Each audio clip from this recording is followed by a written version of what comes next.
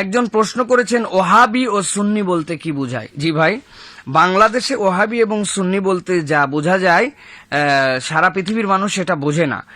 ওহাবি মূলত আরবের বিখ্যাত একজন দাঈ ইলাল্লাহ আব্দুল ওহাব আন-নাজদি, তিনি ছিলেন শিরিক বিদ্বেষী, তাওহীদ প্রতিষ্ঠা, পীর কবর মাজার এইগুলার যারা পূজারী আছে তাদের কোরআন হাদিসের দৃষ্টিভঙ্গি অনুযায়ী তিনি এইগুলোর সম্পূর্ণ বিরোধী ছিলেন এবং তিনি সংস্কারবাদী ছিলেন। এইগুলো অবস্থা থেকে মানুষকে শিরিক থেকে, ত্যাগা থেকে, তাবিজ থেকে, কবর পূজা থেকে, মাজারের মান্যত থেকে, এইগুলো থেকে তুলে আরবের মানুষের যে মৌলিক ইসলামের তাওহীদ এবং ঈমান সহিভাবে বুঝানোর ক্ষেত্রে তিনি যে দাওয়াত দিয়েছিলেন, এইটা মূলত ছিল আব্দুল ওহাব আন-নাজদির দাওয়াতের ধারা। সেই ধারাবাহিকতাটা ইসলামের সাথে বেশিরভাগ অংশেই তার দাওয়াতি কার্যক্রমের ইসলামী আকীদার সাথে মিল ছিল।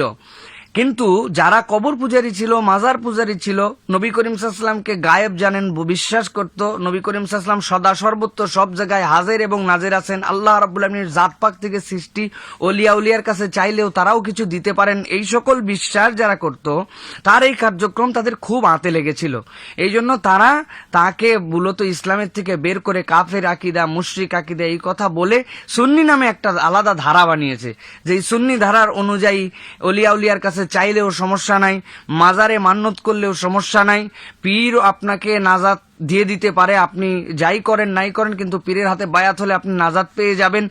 এই ধরনের ভ্রান্ত এবং কবরের উপরে সৌধ বানানো, মাজার বানানো, তারপরে বিভিন্ন গাছে ত্যাগা বান্দা এবং রাসূল সাল্লাল্লাহু আলাইহি ওয়াসাল্লামের জন্য আপনি কিছু করেন না করেন, শুধু ঈদে মিলাদুন নবী করলেই আপনি রাসূলের শাফাত পেয়ে যাবেন, এই সকল ভ্রান্ত আকীদা যারা পোষণ করে তারা নিজেদেরকে দাবি করে যে আমরা সুন্নি আর ওনারা ওয়াহাবি। মূলত আহলে সুন্নাত ওয়াল জামাতের আকীদার সাথে ইমাম আব্দুল ওহাব নাজদির যে ধারাবাহিক ধারণা বা তার যে মতাদর্শ ম্যাক্সিমাম গুলোর সাথে মিল রয়েছে। সুতরাং এক শ্রেণী ওহাবি আর এক শ্রেণী সুন্নি দাবি করছেন, প্রচলিত বাংলাদেশের এই ওহাবি আর এই সুন্নির সমন্বয় বা সম্পর্ক বর্ণনা অনুযায়ী যেটা আমরা বলছি সেরকম নয়।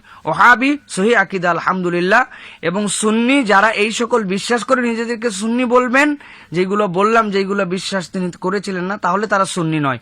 সুন্নি মূলত যারা আহলে সুন্নাত ওয়াল জামাতের অনুসারী, সহিহ আল্লাহ রাসূল সাল্লাল্লাহু আলাইহি ওয়াসাল্লামের প্রতি সহিহ ঈমান রাখে, আল্লাহর প্রতি সহিহ ঈমান রাখে, কবর মাজার এইগুলার বিশ্বাস করে না, তাদের দেওয়ার কোনো ক্ষমতা আছে এটা মানে না, এই ধরনের, কিন্তু ওলিয়া উলিয়াকে সম্মান করে।